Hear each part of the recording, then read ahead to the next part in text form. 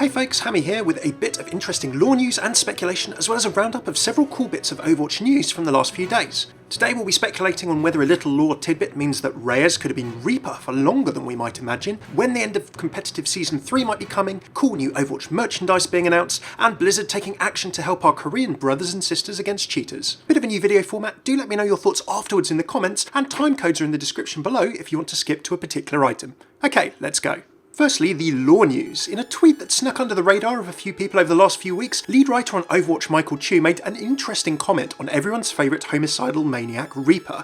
That's Anna's description of him, not mine. When asked a question on Reaper's bio and whether Reyes has been Reaper since before Overwatch fell, Chu responded that, "I'll let you draw your own conclusions, but the wording on Reaper's bio is intentional." That gives us some interesting questions to ask about the history of Reaper and Gabriel Reyes, and indeed perhaps whether the two have always been the same or not, and how long that Reaper has been active for. So, what's being referred to in the bio? This piece of information has always been a subject of debate amongst people who like Overwatch lore. The Reaper is an extremely volatile mercenary, a ruthless and remorseless killer responsible for terrorist attacks around the world. He has fought in many armed conflicts in the last decades, showing no loyalty to any cause or organisation. Now, obviously the key bit there is decades. Given that Overwatch was disbanded 5 to 6 years ago from the present day in the timeline, how has a figure of Reaper been fighting in conflicts for decades? A lot of people headcanon at the moment that Reyes became Reaper in the Swiss headquarters incident, in which Morrison and Reyes apparently, according to Olympia Shaw of Atlas News, are presumed to have fought, destroying the place by accident and pretty much putting the nail in the coffin of a beleaguered, scandal-racked Overwatch as a result. Now, it's worth emphasising we have no proof or knowledge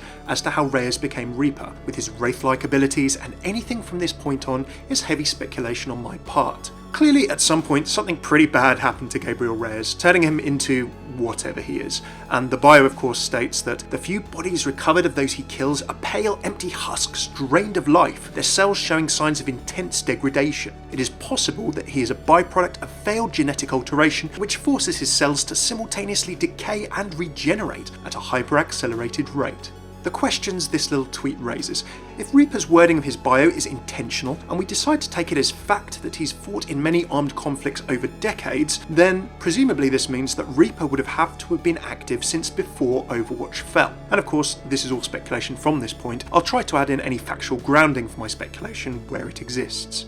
So, question number 1. When did Reaper become Reaper? If he's fought and been recognised as Reaper for decades, it depends of course on the perspective of the person telling the bio story, it could mean a few things. Now, some people have liked to speculate that this could be explained by more than one Reaper existing, kind of a generational thing like Doomfist for example. Reyes has picked up the Reaper mask somehow, or taken on the Reaper mantle. I don't know how that would work. His abilities sound very much like something that's gone wrong from the description in his bio, very unique. I'm not sure how someone would pass on the shadowy abilities, or Reaper actually sees this as a curse in his words, so it doesn't sound as though it's something he's wanted to take on, or perhaps even had a choice in. Remember, of course, Overwatch is also a near-future world with a focus on science.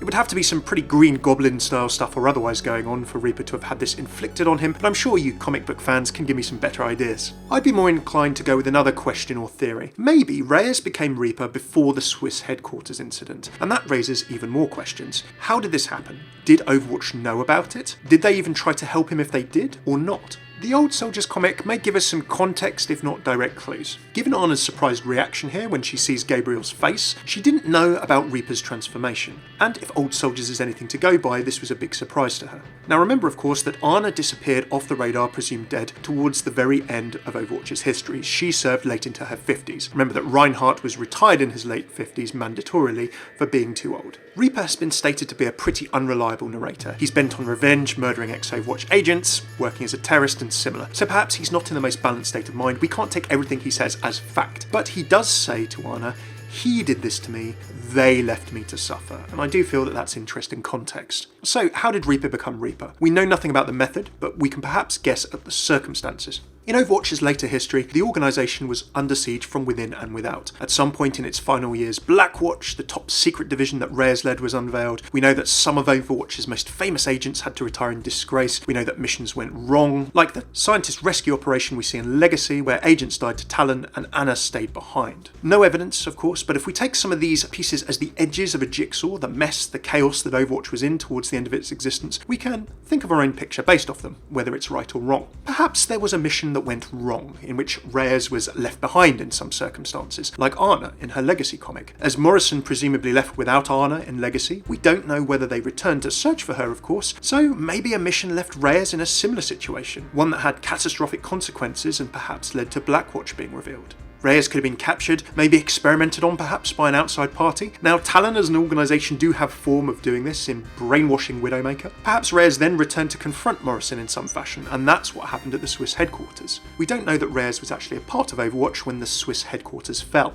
On the other side of the coin, if you don't think Reaper's state was caused by an outside party or event other than Overwatch, or Overwatch didn't know about his Reaper condition during its existence, there aren't a huge amount of choices left. Either Overwatch believed he was dead, like they did Amélie Lacroix, Ana didn't, for example, know that she was alive when she saw her as Widowmaker, or Overwatch would have had to have been involved in some way in his Reaper state. Now, of course, this opens the experimentation or amoral door, where Reyes' Reaper activities over decades were either sanctioned by Overwatch, perhaps as Blackwatch activity, or his form was known about, and Overwatch did nothing to stop it. That's pretty dark as a storyline. I'm not a fan of it at the moment personally theory-wise, and of course any theory at the moment, any factual evidence we have to support theories is very slim, but honestly we don't have proof for or against it right now. So like many things, it's headcanon, theory and speculation territory until proven otherwise. What do you think of this Reaper bio fact? Is it a good basis for speculation to assume that Reaper's been active for decades and before Overwatch's fall? Do let me know your theories and thoughts in the comments. Okay, on to some other news. Quick update for you folks who are big into competitive, start planning if you haven't already for the end of Season 3. Jeff Kaplan took to the forums a few days back to mention that seasons end 1 week before the start of the month when somebody asked, so we should probably expect the same here. But our blog is being repaired and I'm sure we'll hear some news soon, given that the PTR updated yesterday and Year of the Rooster has now been patched out. Remember of course that Tuesday is a typical Overwatch patch day. With Jeff's post, I'd expect perhaps that Season 3 will end next Tuesday, the 21st of February, or at some point early next week. That gives a week of off-season, and I think we could also see at the same time the introduction then of the PTR changes, including our buffed self-repairing Bastion, who flanks, could attack and defend. There may well be Bastion replacing Soldier 76 in the meta incoming. You've been warned. Anyway, that week of off-season with the new Bastion changes for us to get used to could then perhaps lead to Season 4 being launched in early March. What do you reckon? What golden weapons will you be buying at the end of this season, if any? I've not done as much competitive this season as I'd like, so I don't think I've got quite enough for another weapon, but I'll have to see. Do let me know what you're going to be grabbing in the comments. Awesome news for you collectible fans, or just statue or cool stuff fans, a Nendoroid Tracer was announced just yesterday. Now, for those of you who might not be familiar with Nendoroid as a company, they're a series of Japanese figures with chibi style, but they have interchangeable poses and accessories, so they're a little bit more than a plastic bobblehead, Funko or statue, although God knows I love those too. This Nendoroid comes complete with a variety of optional parts for Tracer, including effect parts for her abilities. She's got interchangeable bent legs and hair that can cover her eyes in different ways, so you can recreate a lot of different poses from the game, including of course her victory pose here. Pulse pistols are included. She comes with open hands so that you can pose her as if she's just let go of her guns on a recall, throwing a pulse bomb using her ultimate, and she's fully articulated, which means that you can do a lot of cool posing on the stand that comes included. It also mentions that this is going to be the first of the Overwatch Nendoroids, which of course opens the door for even more in future. So for those of you who are fans of Overwatch stuff, this weighs in cost-wise at around $42, that's £34 for you folks in the UK, and remember of course international shipping and import taxes. The link will be in my pinned comment below if you want to check them out. Finally, some good Overwatch news for victims of hacking in Korea and indeed elsewhere. Blizzard took to the boards recently to reassure the community on several levels about this. Cheat detection and real-time monitoring are being improved, action is being taken against cheat program creators, and IGRs.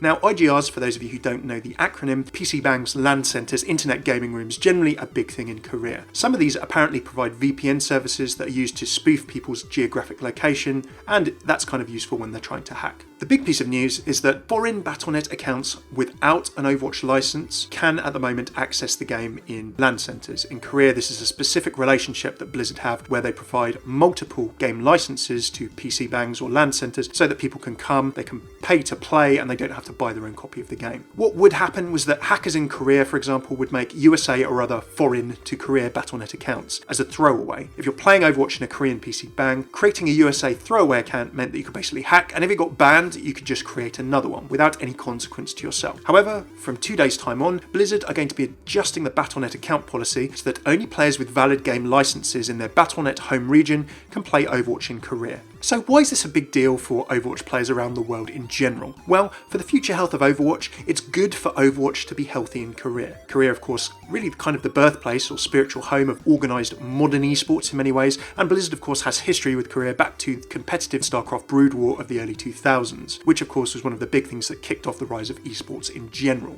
I love lore and story, I'm an average player at best, but I know this is important if you love Overwatch in any general way. As Korea is a place that nurtures esports, we want it to be healthy there. It's good for the game's health and lifespan in general, not just for professional players or competitive ones. And to sign off on that topic, if you want to learn more about Overwatch play, I would check out some really cool different places to do it. Check out Reddit's /r Overwatch University subreddit. There's a great bunch of people there who are dedicated to improving their game regardless of your level. If you want to dip your toe into esports, 2 places. Check out /r/competitive Overwatch for more on the professional scene. And if you just want to try watching professional matches and the best of the best playing, Overwatch's subreddit has a weekly announcement pinned called This Week in Esports. You can always find event times in different time zones and details of streams to watch the best of the best duking it out there.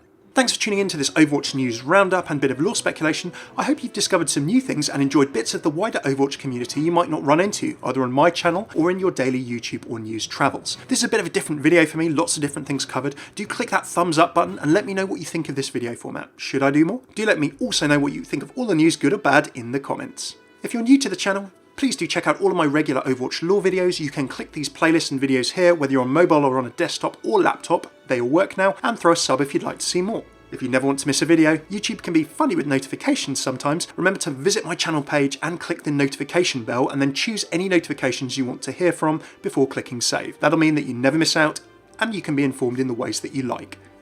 Cheers for tuning in. I've been Hammeh. Take it easy.